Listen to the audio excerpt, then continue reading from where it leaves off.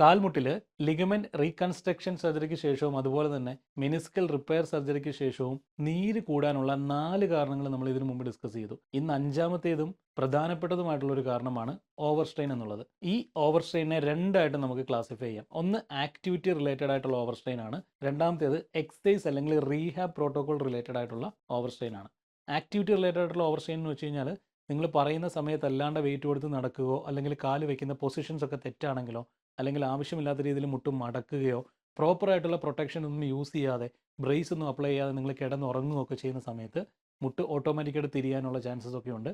അപ്പോൾ ഇത് കാരണം നീര് കൂടുന്നതാണ്, അല്ലെങ്കിൽ ആക്ടിവിറ്റി ബേസ്ഡ് ആയിട്ട് നീര് കൂടുന്നതാണ് ആക്ടിവിറ്റി റിലേറ്റഡ് ഓവർ സ്ട്രെയിൻ. അടുത്തത് എക്സസൈസ് റിലേറ്റഡ് ഓവർ സ്ട്രെയിൻ ആണ്. എക്സസൈസ് റിലേറ്റഡ് ഓവർ സ്ട്രെയിൻ എന്ന് വെച്ച് കഴിഞ്ഞാൽ എക്സസൈസ് ചെയ്യുന്നത് ശരിയായ രീതിയിലല്ലെങ്കിലോ ഏതെങ്കിലും രീതിയിൽ എക്സസൈസിൻ്റെ എണ്ണം നിങ്ങൾ കൂട്ടി ചെയ്താലോ, പ്രത്യേകിച്ച് പറഞ്ഞു കഴിഞ്ഞാൽ പെട്ടെന്ന് റിക്കവറി കിട്ടാൻ വേണ്ടിയിട്ട് എക്സസൈസിൻ്റെ എണ്ണം കൂട്ടിക്കഴിഞ്ഞാൽ ഇതും ഓവർ സ്ട്രെയിൻ തന്നെയാണ്. അപ്പോൾ റീഹാബ് പ്രോട്ടോകോൾ കറക്റ്റ് അല്ലെങ്കിലും അല്ലെങ്കിൽ എക്സസൈസ് ചെയ്യുന്നത് കൂടിപ്പോയാലും ഓവർ സ്ട്രെയിൻ വരാം. അപ്പോൾ ഈ കാരണം കൊണ്ടും കാൽമുട്ടിൽ നീര് കൂടാനുള്ള ചാൻസ് വളരെ കൂടുതലാണ്.